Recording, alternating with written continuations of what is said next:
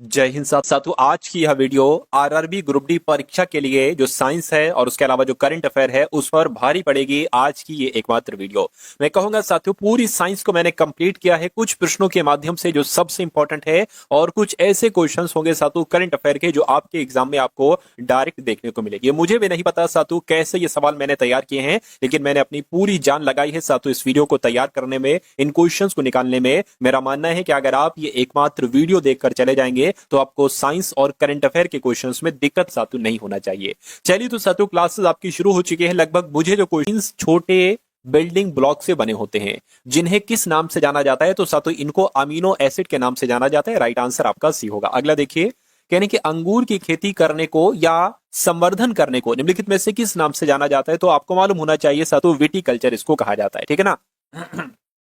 अगर बात करते हैं पीसी कल्चर क्या होता है, तो मछली पालन को पीसी कल्चर कहते हैं, रेशम कीटों के पालने को सातु सेरीकल्चर कहते हैं, और बागवानी करने को हॉर्टिकल्चर कहते हैं। ये तीनों जानकारी भी आपको मालूम होना चाहिए। उसके बाद देखिए करके जीव की आंतरिक संरचना का अध्ययन करने वाले शास्त्र को क्या कहा जाता है, तो इसको शरीर रचना विज्ञान कहा जाता है। आंसर आपका ए होगा।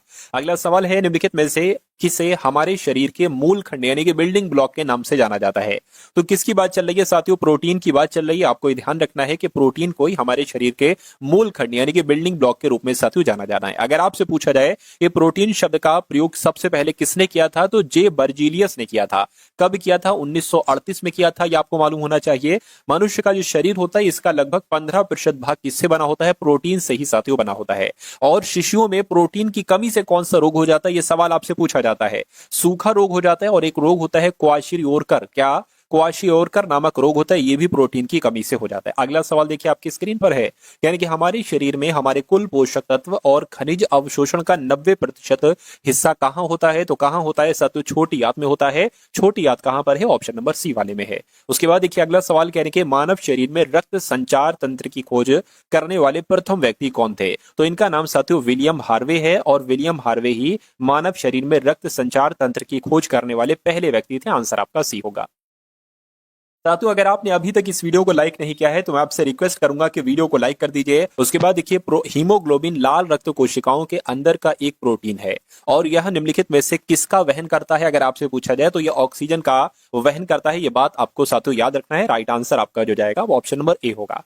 अगला देखिए, शरीर के कैल्शियम का कितना प्रतिशत हड्डियों और दांतों में संग्रहित होता है, तो यहां पर अगर बात करें आपके एग्जाम में सवाल आए तो 99% आप लोग याद रखेंगे, यानी कि 99% जो हिस्सा होता है ये शरीर के कैल्शियम का 99% हड्डियों और दांतों में सातों संग्रहित होता है। नेक्स्ट नंबर का सवाल है, कहने के शाकाहारी लोग जो गाय का दूध नहीं पीते हैं वो सोया दूध का उपयोग कर सकते हैं। सोयाबीन से बना एक उत्पाद जो समान पोषक तत्व प्रदान करता है, यदि उसे किसके साथ फर्टिफाइड किया गया हो, किसके साथ साथ तो किया गया हो, तो उसको कैल्शियम, विटामिन डी और विटामिन ए के साथ साथ तो फर्टिफाइड किया गया हो, तो ये आपके सवाल का जवाब जो जाएगा वो ऑप्शन नंबर सी के साथ जाएगा। और ये सवाल डिक्टो आपको साथों देखने को मिलेंगे, इसलिए बहुत ध्यान से इसको देखते रहिए।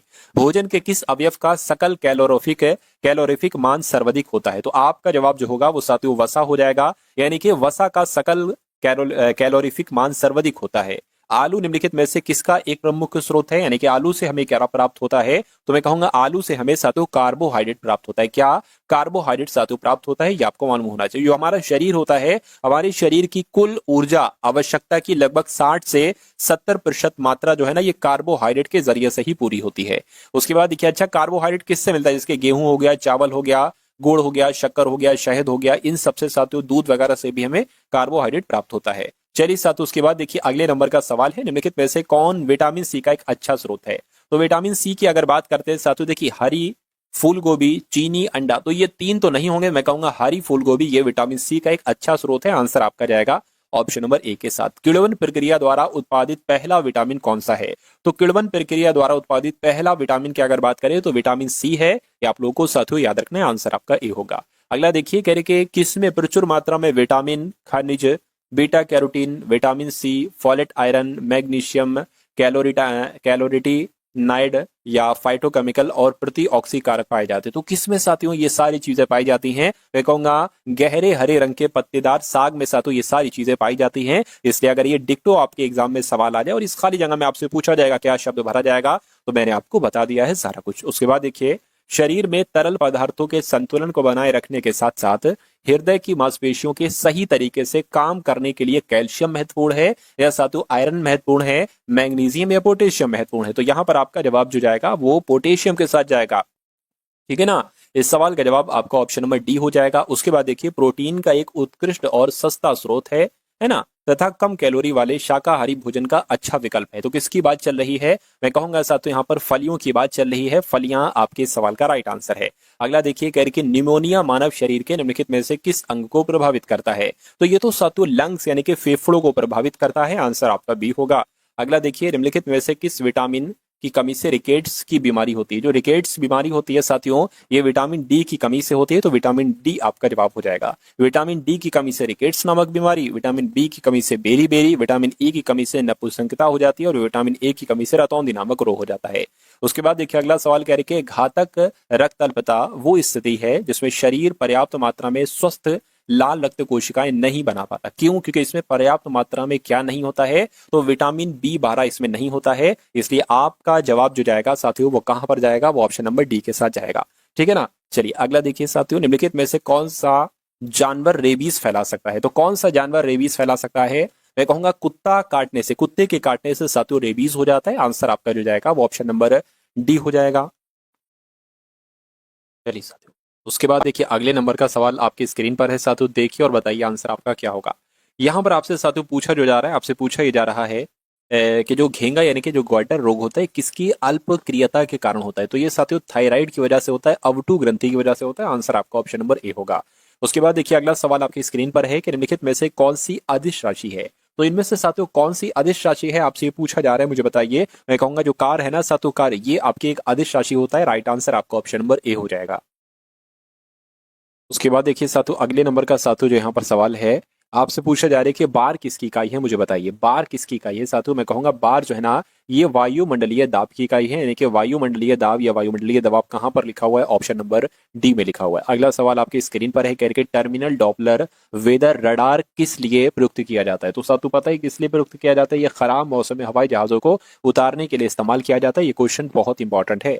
अगला सवाल देखिए, जी का न्यूनतम मान होता है साथियों, जी का न्यूनतम मान होता है कहां पर होता है? विषुवत रेखा पर होता है। मैं कहूंगा बिल्कुल सही साथियों, विषुवत रेखा पर ही होता है। निम्नलिखित में से किसके पास गुरुत्वाकर्षण नहीं है? ये आपको बताना है, बताइए साथियों। यहां पर मैं आपको बता देना चाहता हूं, आरआरबी ग्रुप डी की अगर हम बात करते हैं साथियों, तो आरआरबी ग्रुप डी के लिए आपके लिए कुछ पीडीएफ तैयार की गई हैं साथियों। पहली पीडीएफ, दूसरी पीडीएफ और तीसरी पीडीएफ, तीन पीडीएफ अगर आप पेपर क्रैक करने के लिए साथियों पढ़ते हैं तो ये समझ लीजिए आपके लिए पेपर को क्रैक करना बहुत आसान हो जाएगा। अच्छा, इसमें आपको क्या क्या दिया जा रहा है ये मैं आपको बता देता हूं। सबसे पहले आपको आरआरबी ग्रुप डी के पिछले सालों के पेपर दिए जाएंगे सॉल्यूशन के साथ। यानी कि रीजनिंग का क्वेश्चन होगा, उसके नीचे उसका सॉल्यूशन, मैथ का क्वेश्चन होगा, उसके नीचे उसका सॉल्यूशन, साइंस का क्वेश्चन होगा, उसका आंसर भी होगा, और उससे संबंधित जो 3-4 सवाल बनते हैं वो भी होंगे। उसके अलावा साथियों आपके लिए 10 मॉडल पेपर भी तैयार किए गए हैं आपके एग्जाम को क्रैक करवाने के लिए। ठीक है ना। इसमें भी साथियों वही सब होगा, मैथ होगा, रीजनिंग होगा, और साथियों साइंस के इंपॉर्टेंट क्वेश्चन हो गए। और इंपॉर्टेंट चीज आपको दी जा रही है करंट अफेयर की, क्योंकि करंट अफेयर के 15 से 20 सवाल साथियों इस बार आपको देखने को मिलेंगे करंट अफेयर में, है ना। 2025 की पूरी करंट अफेयर मैंने वहां पर समाहित की है। तो ये पीडीएफ आपको सिर्फ और सिर्फ 45 रुपीज में दी जा रही है। डिस्क्रिप्शन में लिंक है, वहां से जाकर आप इस पीडीएफ को साथियों प्राप्त कर लीजिएगा, है ना। चलिए, तो अब हम लोग बढ़ते हैं, कह रहे कि इनमें से किसके पास गुरुत्वाकर्षण नहीं है? तो मैं कह सकता हूं पृथ्वी के पास है, शुक्र ग्रह के पास है, शनि के पास है, लेकिन जो कृत्रिम उपग्रह होता है उसके पास नहीं होता है। इसलिए आंसर आपका डी होगा। निम्नलिखित में से कौन सा पदार्थ एक ध्वनिक पदार्थ है? तो इनमें से कौन सा एक ध्वनिक पदार्थ है? मैं कहूंगा लकड़ी नहीं, पानी नहीं, रबर नहीं, लोहा। लोहा की अगर बात करें तो ये एक ध्वनिक पदार्थ है। ध्वनि निम्नलिखित में से किस माध्यम में यात्रा नहीं कर सकती? देखिए, ठोस द्रव गैस में यात्रा कर सकती है, ठोस द्रव गैस में यात्रा करती है, निर्वात में यात्रा नहीं करती है। प्रकाश वर्ष किसका एक माप है? तो प्रकाश वर्ष की अगर बात करें तो ये साथियों तारकीय दूरी का माप है। राइट आंसर आपका जो जाएगा वो ऑप्शन नंबर डी हो जाएगा। अगला सवाल आपकी स्क्रीन पर है, समुद्र जल के नीला रंग होने का क्या कारण होता है? तो साथियों जो समुद्र का जल होता है, नीला जो होता है ना, ये समुद्र जल में अशुद्ध वस्तुओं द्वारा नीले रंग की रोशनी का अपवर्तन इस वजह से होता है। नहीं भैया, इस वजह से साथियों नहीं होता है। पानी द्वारा रोशनी का छितराव होता है, या पानी द्वारा लाल रंग का अपवर्तन होता है, या समुद्र पानी में संपूर्ण आंतरिक परिवर्तन की वजह से ऐसा होता है? मुझे बताइए।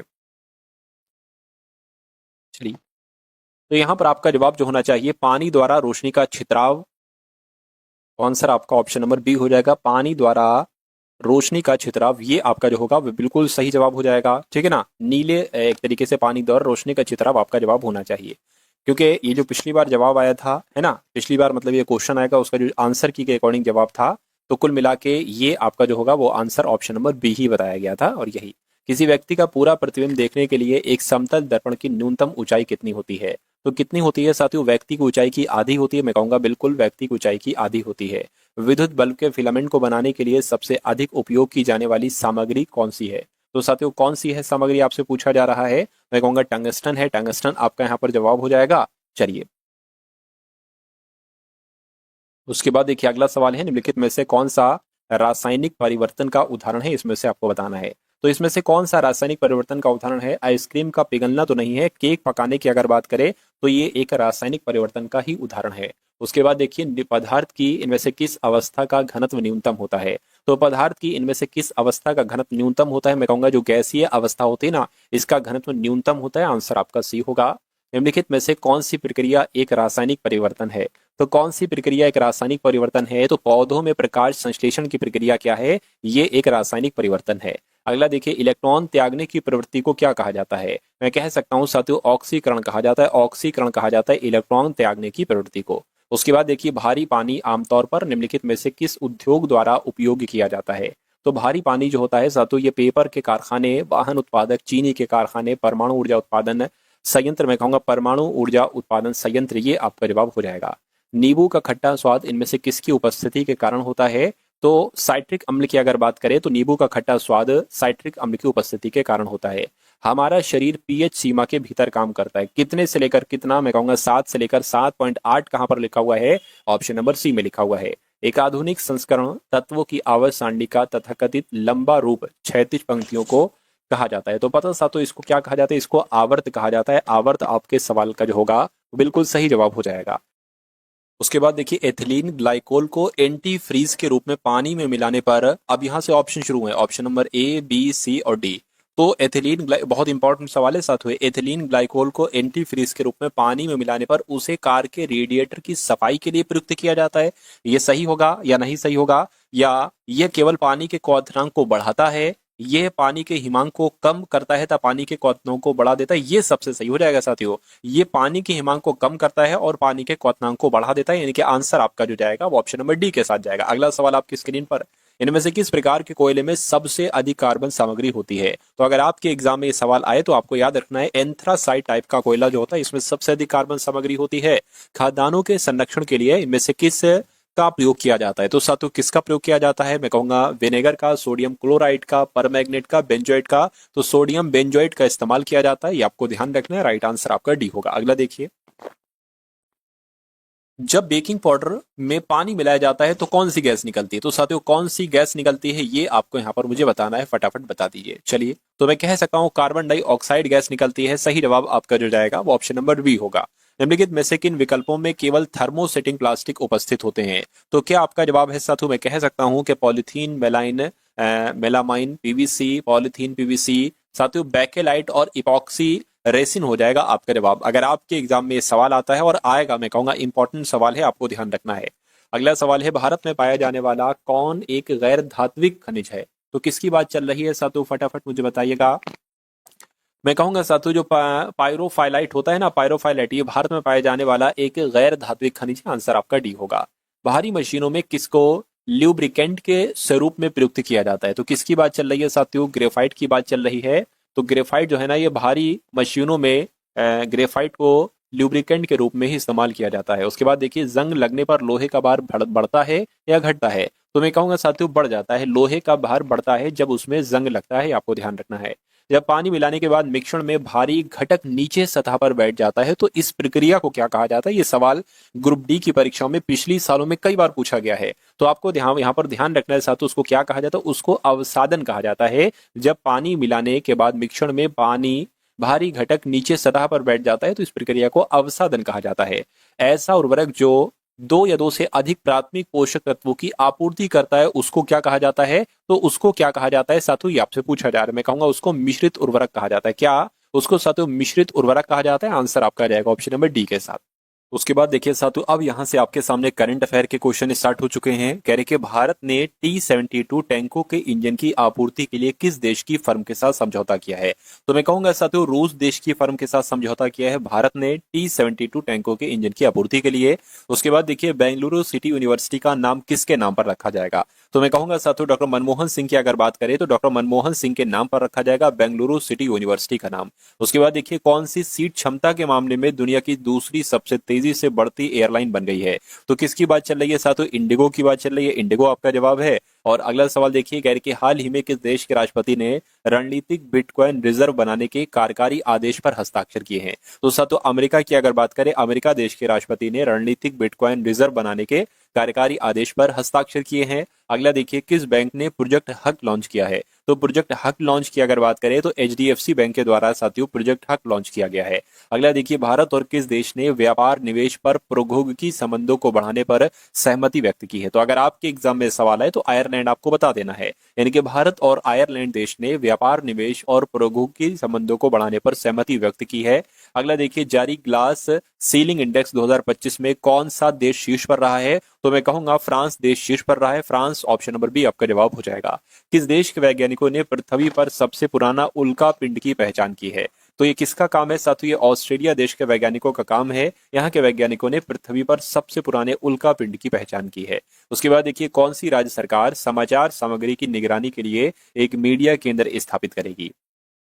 तो मैं कहूंगा साथियों, महाराष्ट्र राज्य की अगर हम बात करते हैं साथियों, तो महाराष्ट्र राज्य सरकार समाचार सामग्री की निगरानी के लिए एक मीडिया केंद्र स्थापित करेगी। और किस राज्य सरकार ने जाति, आय और राष्ट्रीय प्रमाण पत्र जैसे आवश्यक दस्तावेजों के लिए आवेदन शुल्क को माफ कर दिया है?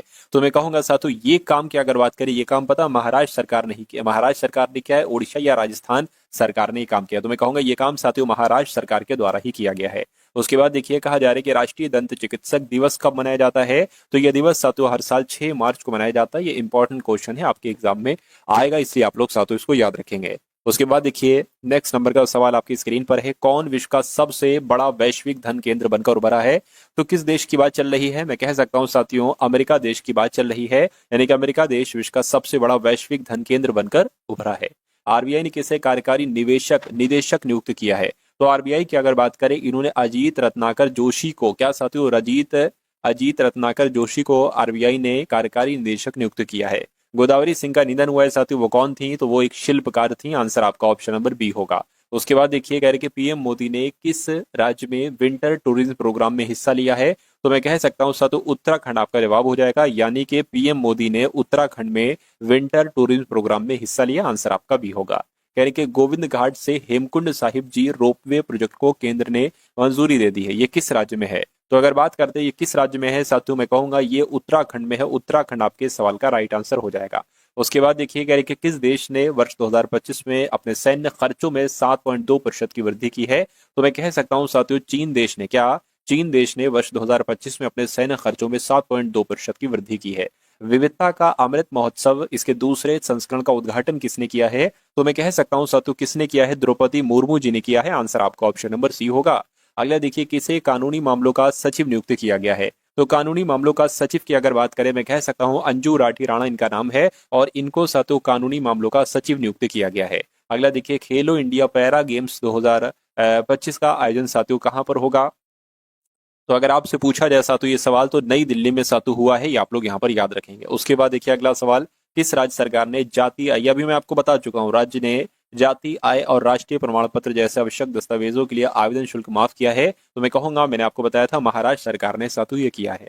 अगला देखिए, किस देश के खिलाड़ी मुशफिकुर रहीम ने एक दिवसीय अंतर्राष्ट्रीय क्रिकेट से संन्यास लेने की घोषणा की है? तो बांग्लादेश के हैं साथियों इन्होंने, है ना, बांग्लादेश के हैं मुशफिकुर रहीम। इन्होंने एक दिवसीय अंतर्राष्ट्रीय क्रिकेट से संन्यास लेने की घोषणा की है। किस राज्य के मुख्यमंत्री ने उन्नत साइबर सुरक्षा संचालन केंद्र का उद्घाटन किया है? तो मैं कहूंगा साथियों, केरल राज्य के मुख्यमंत्री ने उन्नत साइबर सुरक्षा संचालन केंद्र का उद्घाटन किया है। ये आपको यहाँ पर याद रखना होगा। उसके बाद देखिए, अगला सवाल कह रहे कि भारत और किस देश के बीच संयुक्त नदी आयोग की 86वीं बैठक कोलकाता में हुई है? तो अगर बात करते हैं साथियों बांग्लादेश की, तो मैं कहूंगा भारत और बांग्लादेश के बीच संयुक्त नदी आयोग की 86वीं बैठक कोलकाता में हुई है। अगला देखिए, गुजरात सेमीकनेक्ट कॉन्फ्रेंस 2025 का उद्घाटन किसने किया है? तो साथियों किसने किया है? मैं कहूंगा भूपेंद्र पटेल ने किया है। भूपेंद्र पटेल आपका यहाँ पर जवाब हो जाएगा। अगला सवाल साथियों आपकी स्क्रीन पर है, कह रही कि किस राज्य के मुख्यमंत्री ने एकल महिला स्वरोजगार योजना शुरू की है? तो ये काम पता है किसने किया है? ये काम साथियों उत्तराखंड राज्य के मुख्यमंत्री ने किया है, यानी कि उत्तराखंड राज्य के मुख्यमंत्री ने एकल महिला स्वरोजगार योजना शुरू की है। अगला देखिए, अंतर्राष्ट्रीय निरस्तीकरण और अप्रसार जागरूकता दिवस साथियों कब मनाया जाता है? तो ये 5 मार्च को मनाया जाता है। कब मनाया जाता है साथियों? 5 मार्च को मनाया जाता है। राइट आंसर आपका ऑप्शन नंबर बी होगा। अगला देखिए, कह रहे कि किस देश की प्राइवेट कंपनी का लैंडर ब्लू घोस्ट चंद्रमा पर उतरा है?